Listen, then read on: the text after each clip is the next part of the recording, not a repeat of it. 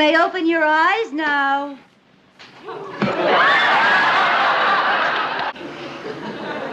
May I have a light, please?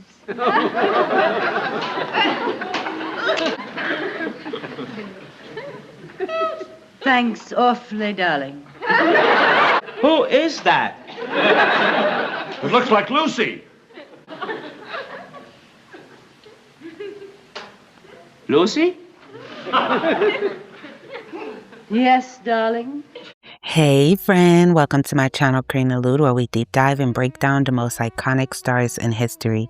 If you're not yet subscribed, please be sure to do so and turn your notifications on so you never miss an upload. Today we are talking about the iconic Lucille Ball. So there's this new book that claims that before Lucille Ball became America's sweetheart, she was involved with gangsters, bare photos, and even turning tricks on her way to stardom.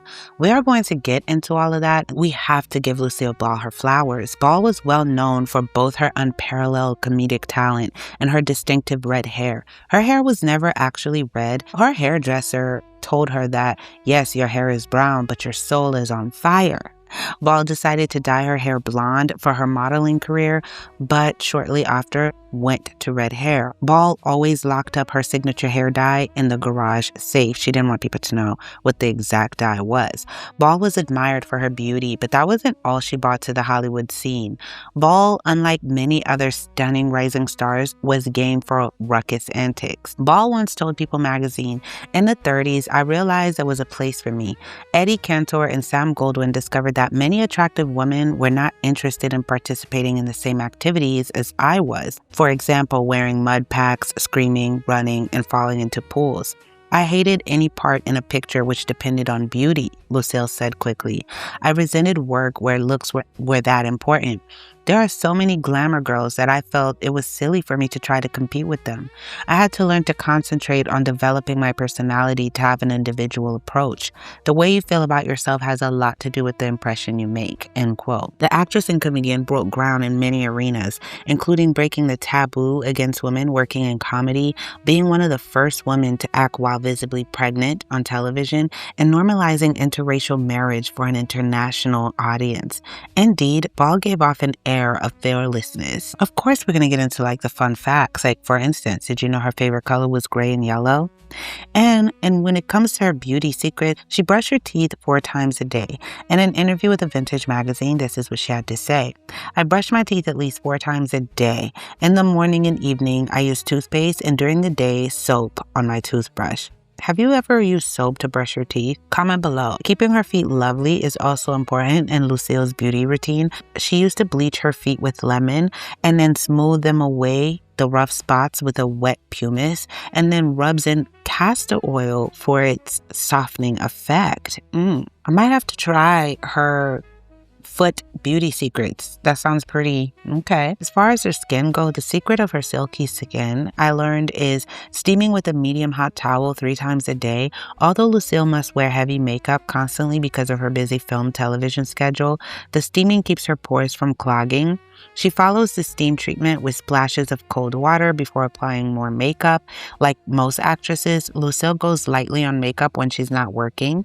And on these rare occasions, she wears no foundation except a hand lotion. She smoked tobacco a lot. So in an interview with a vintage magazine, she said, "Tobacco stains aren't very glamorous. So I keep a lemon in the bathroom and use it every night to bleach my fingers." I didn't know you could bleach your fingers with lemon. These Hollywood stars teach me a lot when it comes to beauty. So now let's get into her childhood before we get into all of the other details. So Ball's parents, Henry Durrell Ball, a lineman for Bell Telephone, and Desiree Evelyn, who was a housekeeper, had their first and only child at the time, Lucille Desiree, on August 6, 1911 in New York. There was a long tradition of Baptist faith in her family. She had some Scottish, French, and Irish ancestors in addition to the many English ones. Some of them were pioneers who arrived in original 13 colonies. And upon doing research on her, guess what I found? Remember when they had all these witch hunts and witch trials overseas? They would even try kids who they thought were witches and they'd burn them on a stake. Lucille family came from that lineage. Yes, they were one of the ones to colonize, to come here and be in the 13 colonies. How interesting is that? Her family, according to many of these sources, were descendants of witches. Lucy was a young child when her family was constantly on the move due to her father's Bell telephone career. Anaconda, Montana came first, followed by Trenton, New Jersey. Lucy was only 3 years old when her father, who was 27, passed away from typhoid fever on February 28, 1915. Her mother was expecting her second child, Fred Ball, at the time. The only thing Lucille could remember about the day her father died was that a bird got stuck in the house, which gave her an extreme fear of birds for the rest of her life. She adored her father, a tall, handsome man who bequeathed her his sense of humor before surrendering to typhoid fever, and the family was left poor and broken. Little Lucille was 3. Shuffled from relative to relative, it was a childhood torn asunder. We all worked, all of the time. Lucy kept track of the house and all the cleaning and some of the cooking and so forth. Bossy she was. In charge she was. Lucille was compelled to take charge. Her mother was constantly pulled away from the family in Jamestown, New York, in order to support them. The bond between mother and daughter was unusual and unusually strong. More like sisters, they remained close their entire lives. As soon as she got her foot in the Hollywood door, she sent for the whole clan. There on North Ogden Drive, she reunited the fractured family of her childhood. Lucy and her brother Fred was raised in Celeron by Lucy's grandparents while their mother was away working in New York. Ball's favorite local attraction was Celeron Park. Its boardwalk featured a children's slide down to the lake, the pier ballroom, a roller coaster, a bandstand, and a stage for vaudeville performances, which is where her interest in vaudeville started.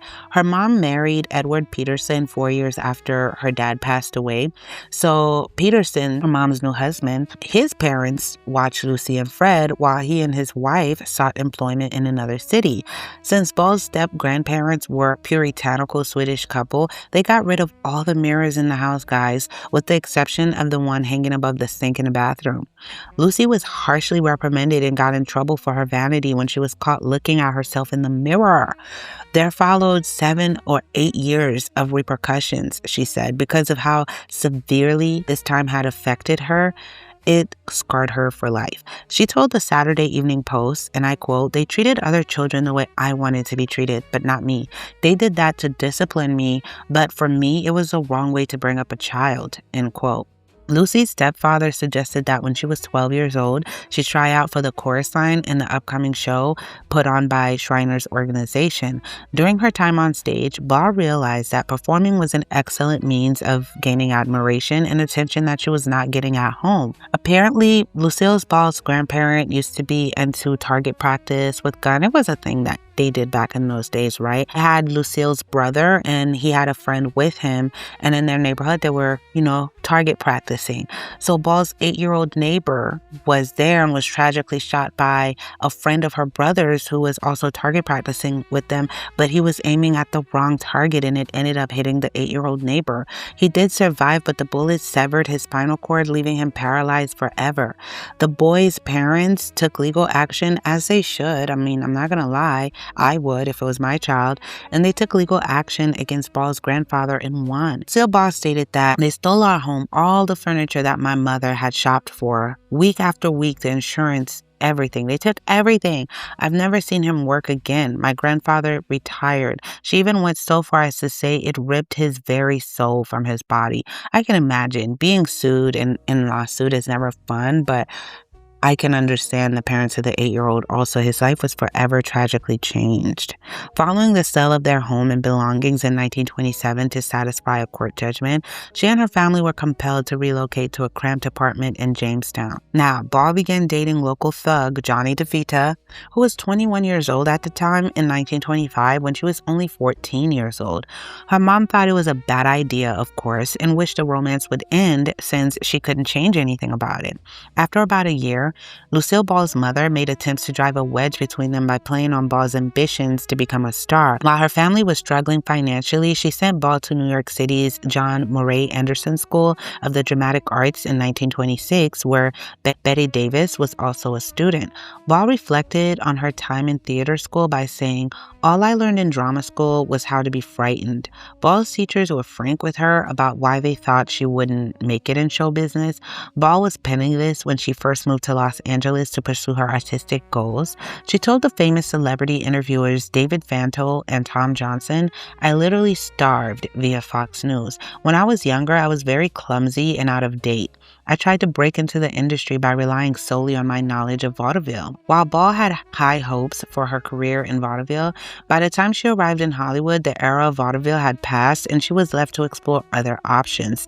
She continued, and I quote, "The lack of food and work forced me into modeling. I made it as a showgirl, and that was my first job in Hollywood." Even though Ball had only intended to spend 6 weeks in the region, she never left because that is where she was destined to fulfill her life's purpose. And according to the New York Post, she did things like turn the occasional trick and bear modeling to make ends meet. She was known to eat the leftovers from local cafes and would even bring a plastic bag in her purse on dates so she could bring home a portion of her date's steak. She started out as an in-house model for Hattie Carnegie. Carnegie demanded that Ball lighten her natural brown hair to blonde, and Ball complied. To quote Ball, "Hattie taught me how to slouch properly in a $1,000 hand-sewn sequin dress and how to wear a $40,000 stable coat as casually as a rabbit." Her forays into acting were just beginning when she became ill with rheumatic fever and was forced to miss 2 years of work. Once again working for Carnegie and as a Chesterfield cigarette girl, she returned to New York City in 1932 to pursue an acting career.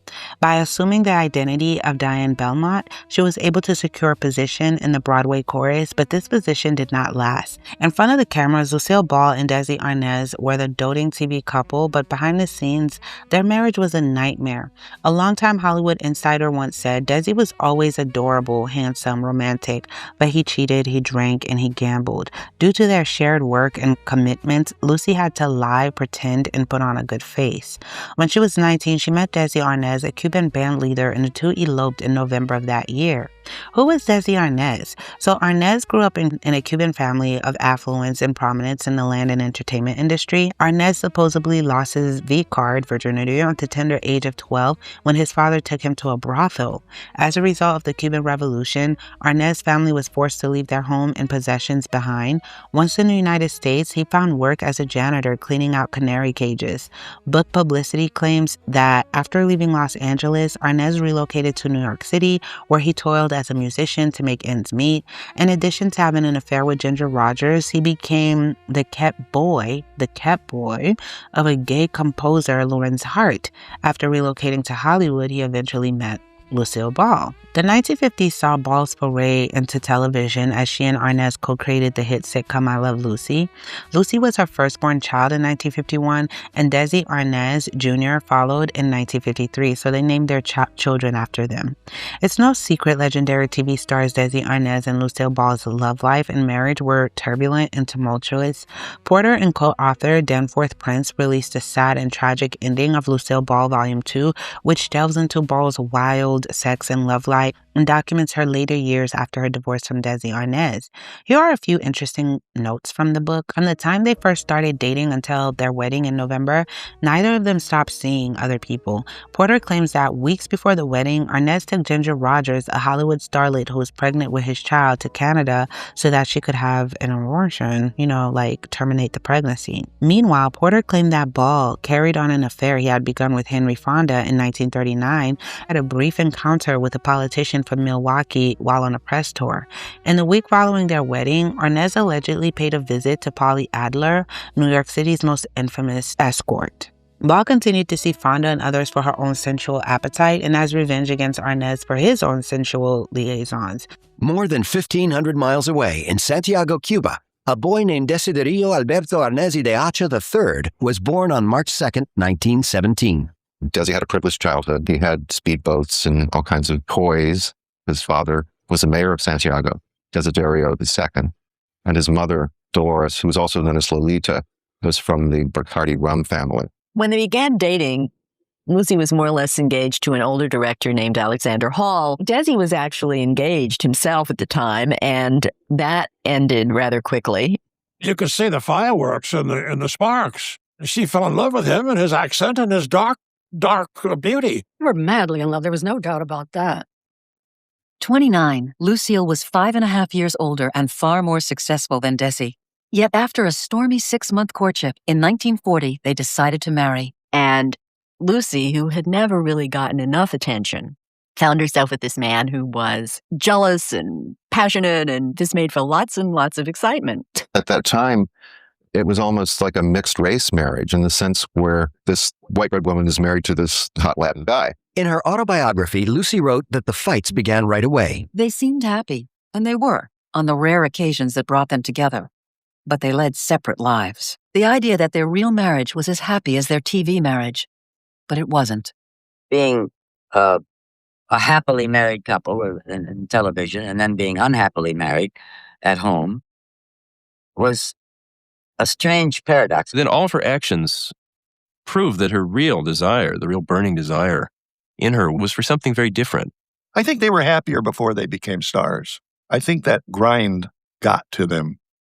And Desi had a problem. He was a notorious womanizer, and he was a pretty good drinker. And he brought a great shadow over her life and depressed her a great deal. That she had indeed filed for divorce and absolutely going through with it. When it was over, Lucille once again revealed her survival skills. She carried on alone. Lucille had a soft spot for male companionship. She loved being in love. So she would always talk about how she can't help falling in love. It just keeps happening to me. After an argument, Lucy allegedly hit Desi over the head with a hammer, thinking that she took his life. She thought she really took his life and was making up a story already about how he'd fallen, but then Desi woke up. Desi later split Lucy's lip in two during another argument as they hosted dinner guests. Then friends smashed a bottle over Desi's head as, they witnessed that happening. How toxic. The TV legend admitted that she didn't cope well. I stored up all the hurt and humiliations, not the hurt of a day or a week, but the hurts of years, she said. Then some little thing opens up the dam and all the resentment rushes out. They split up in March of 1960 and she eventually married comedian Gary Morton the following year. She married Gary Morton and once again established a family business. In 1960 and 1961, Ball starred and produced the Broadway musical Wildcat. Desilu Productions, home to many successful shows like Mission Impossible and Star Trek, made history when she was named its president in 1962, making her the first woman to hold such a position in the television industry. She was a driving force behind Desilu, the groundbreaking studio she and her husband Desi Arnaz established. She was nominated for 13 Primetime Emmy Awards, winning 5 times, and was the recipient of several other accolades, such as the Golden Globe, Cecil B. DeMille Award, and 2 stars on the Hollywood Walk of Fame. She earned many honors, including the Women in Film Crystal Award, an induction into the Television Hall of Fame, the Lifetime Achievement Award from the Kennedy Center Honors, and the Governor's Award from the Academy of Television Arts and Science. When it comes to Lucille Ball's religion, it gets pretty interesting. Lucille Ball's religious beliefs were personal and somewhat fluid. Rather than strictly bound by a single organized doctrine, though she had close ties to Catholicism through her marriage and family, she dabbled in astrology, numerology, and the occult. Evidence points to her real views as being atheist. She didn't believe in an afterlife or heaven. She even dabbled in necromancy, which is speaking to the dead. She claims that the spirit of late actress Carole Lombard came to her, advising her that her true destiny was in television. So she spoke to Carole Lombard after she died and was known to speak to the dead. Additionally, her spirit is rumored to haunt the Paramount Studios lot. You heard right. Night watchmen and security at Paramount Studios have reported seeing her spirit in the buildings at night, suggesting a haunting. And it's been several of them. Also, the star that played Little Ricky and the I Love Lucy show, which was their child, that played their child, spoke out as now a converted Christian, but he spoke out about things that were going on behind the scenes at the I Love Lucy show and how he kind of spiraled into the occult, etc. But he said that he started stuttering when he got into the show. Weird things started happening to him. So he started to stutter. So what Lucille Ball had, bring in a speech therapist and also hypnotize him. Now, remember, he was a child in this, I believe 6 years old when this was happening. So they hypnotized a 6-year-old child and told the child not to ever say to his parents what was said when he was being hypnotized. Now, according to the occult and spiritualist beliefs, hypnotism does open doors to spirits and opens doors to spiritual torment. So from that point on, he started to be tormented and went into substances where he kind of explained the spiraling and how he just wanted to get away from that character, Ricky Ricardo. And he also said he was pretty traumatized when he was young because Lucille Ball and Desi Arnaz were like parents to him. Even though they were like his bosses, he would be at their house. He was friends with their children, their real children. And they were like parents to him. And he was traumatized at a lot of the stuff that he witnessed from them fighting, the tempers, a lot of stuff that was going on behind the scenes. So that did not help him in his mental state as well. He was having panic attack. He developed anxiety. And he was trying to escape everything that was happening by diving deeper into the occult and started to be interested in the same things that Lucille Ball is interested in, which is like numerology, astrology, and all that, to the point he even dated witches himself.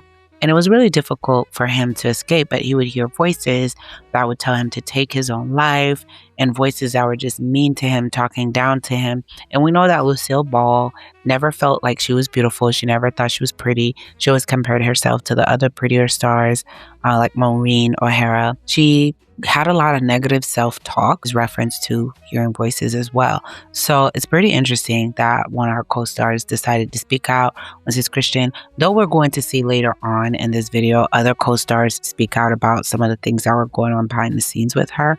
But this is pivotal. Obviously, the starting point is going to go back to your beginnings in Hollywood, working on the I Love Lucy show as little Ricky. I mean, there was some pressure, being on the set. Started stuttering my lines at one point. And so I was given about 2 weeks off by Lucy. And then they gave me speech therapy. And I actually had somebody hypnotize me in my dressing room.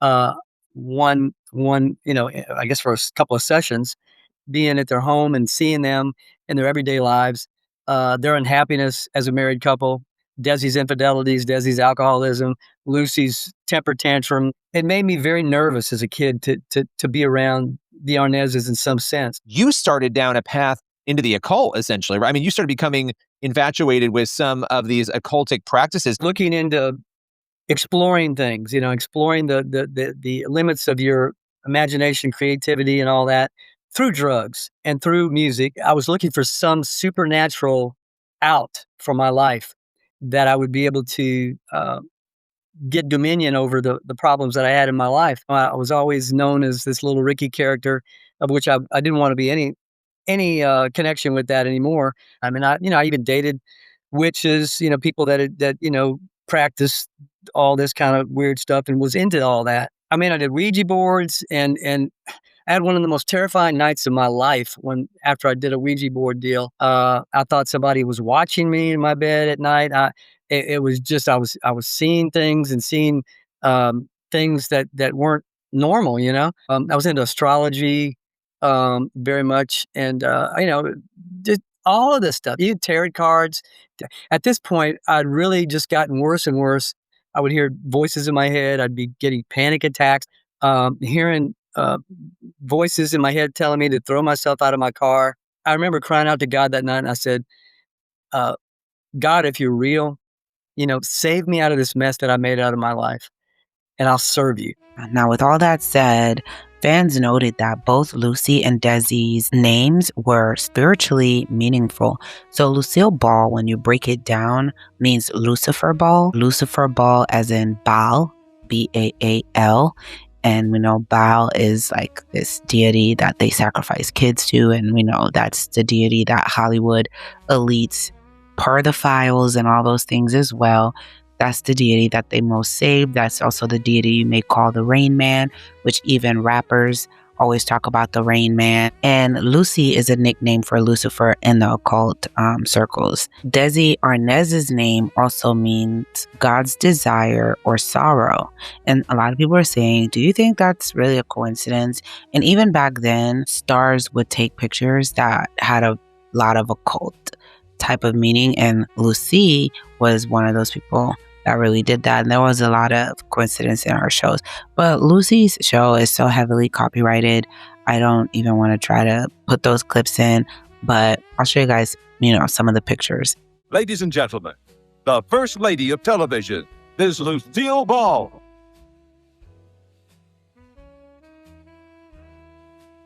Ladies and gentlemen, took my breath away, this place. It is so beautiful. You should see it from up here. Really? And thank you very much for that introduction. And when you work with Bob, it is such a pleasure. Really. You love Bob Hope.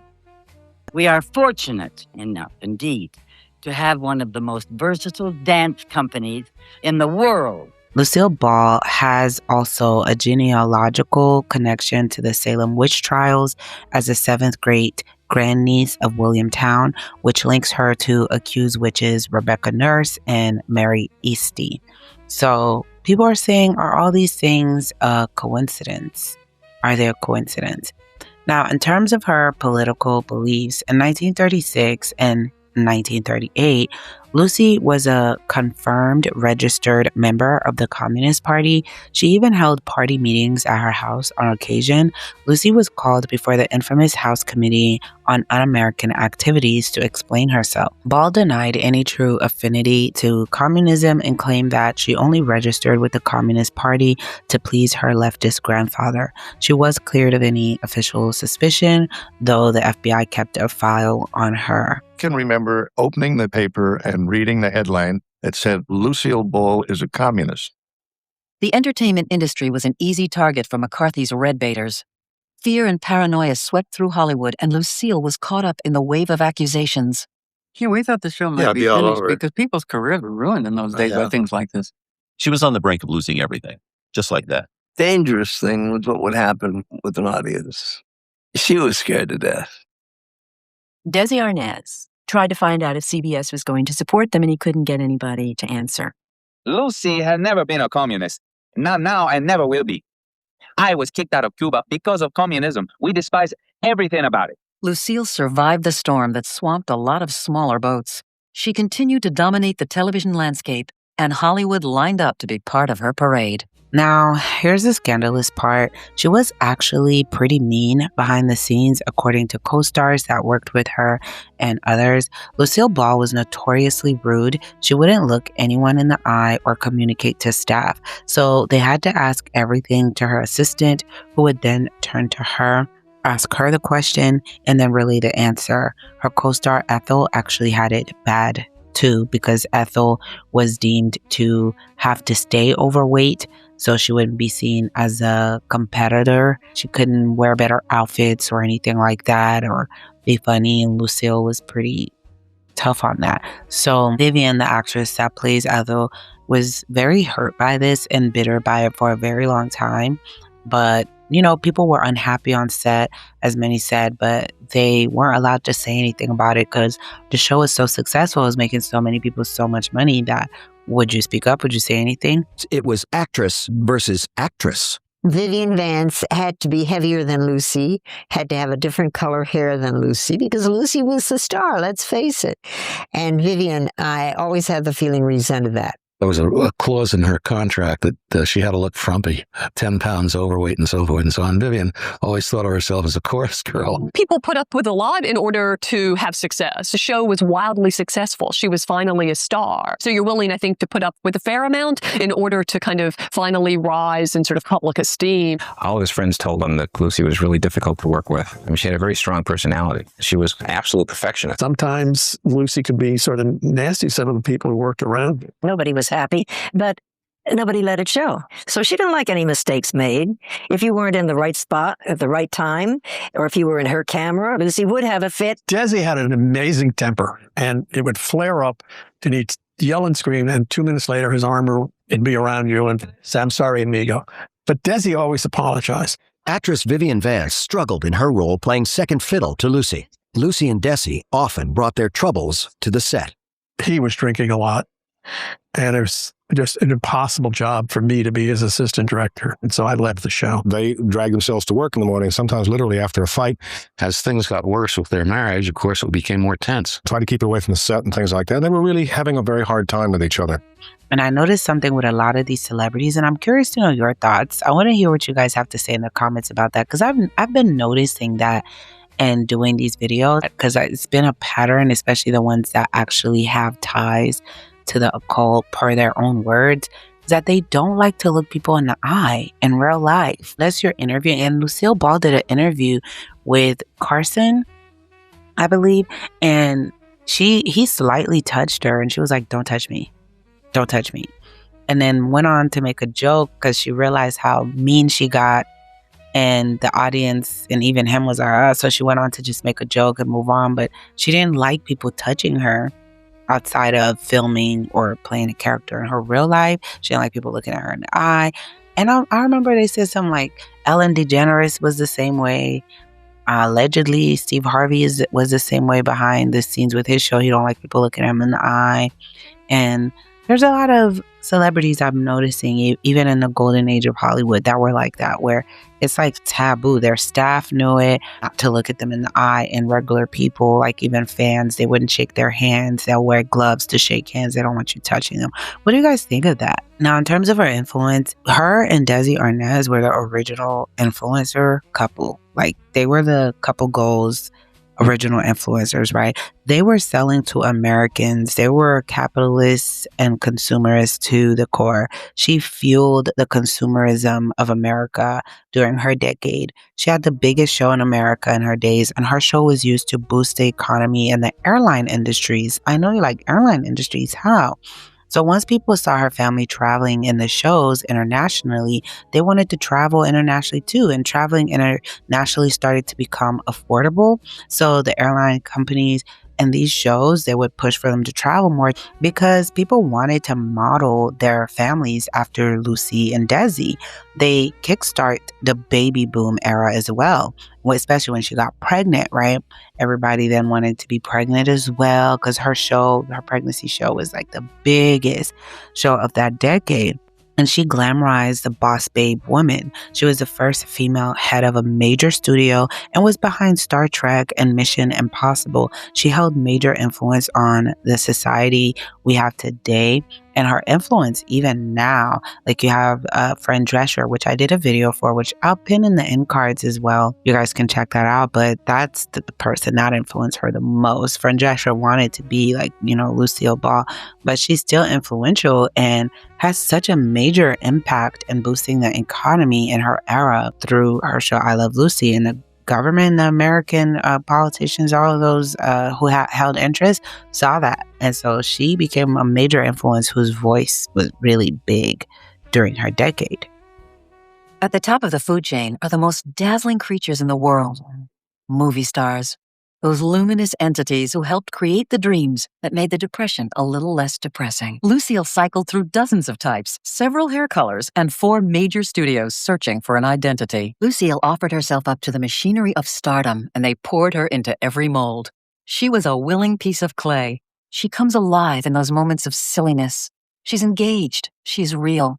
The future Lucy Ricardo is slowly emerging, like a photograph in a developing bath. Everybody knew the next morning that the part of the conversation would be devoted to the show last night. They always referred to, "Did you see the show last night?" You didn't say, "Did you see Desi and Lucy?" You said, "Did you see the show?"